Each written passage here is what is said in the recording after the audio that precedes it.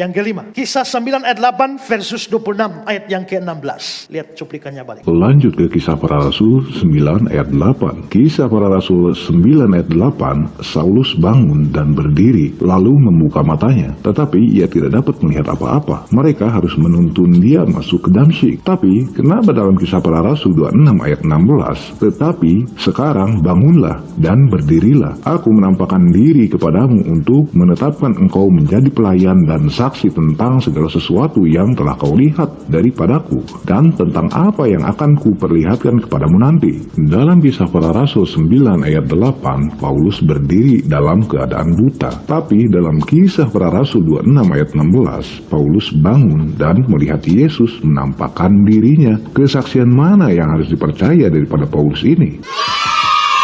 Hanya mau cubitin anak-anak ini. Ya. Nah, oke, lihat perbandingannya. Kisah 9 ayat 8. Dia tidak dapat melihat apa-apa. Berarti setelah peristiwa itu Paulus tidak lihat apa-apa. Tapi di Kisah 26, aku menampakkan diri padamu. Kalau Tuhan menampakkan diri pada Paulus, berarti Paulus bisa lihat dong. Jadi sebenarnya tidak melihat atau melihat, ya. Nah, kelihatannya memang bertentangan, tapi sebenarnya tidak. Kenapa? Paulus memang setelah mendapatkan pengalaman perjalanan ke Damsyik, Yesus menampakkan diri padanya, dia memang buta. Ya, itu dilanjutkan di ayat 9. Kisah 9 ayat 9. 3 hari lamanya dia tidak dapat melihat. Nah, kesalahannya cahaya Islam ini, dia menafsirkan kata-kata di Kisah 26 ayat 16, aku menampakkan diri padamu sebagai sebuah peristiwa yang terjadi setelah pengalaman Damsyik. Ya. Padahal sebenarnya, ini coba kita lihat pengalaman Damsyik itu di Kisah 9 ayat 3. Dalam perjalanannya ke Damsyik, ketika ia sudah dekat kota itu, tiba-tiba cahaya memancar dari langit mengelilingi dia. Begitu cahaya dari langit mengelilingi dia, akhirnya kan buta. Itu yang dicatat dalam Kisah 9. Nah, tapi kata-kata aku menampakkan diri padamu itu bukan sesuatu yang terjadi setelah pengalaman Damsyik. Tapi itu justru menunjuk pada pengalaman Damsyik itu.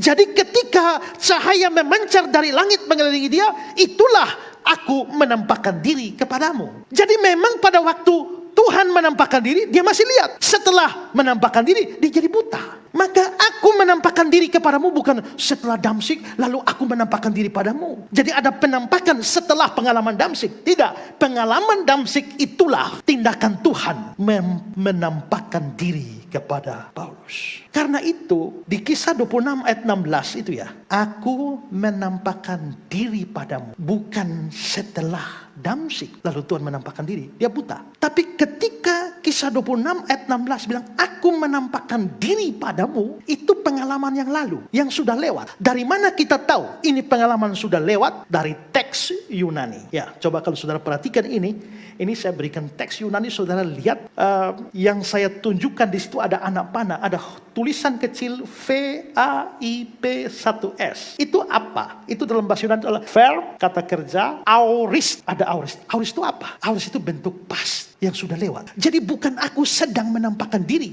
itu present. Kalau aku akan menampakkan diri, itu future. Tapi aorist itu adalah aku telah menampakkan diri, itu sudah lewat, bentuk past tense. Jadi sebenarnya waktu di Kisah 26 ayat 16, aku, tapi sekarang bangunlah dan berdirilah, aku telah menampakkan diri padamu. Yang tadi itu, yang di Damsyik itu. Nah, gara-gara penampakan diri, Paulus jadi buta. Jadi tidak ada pertentangan di sini. Syukur kepada Tuhan.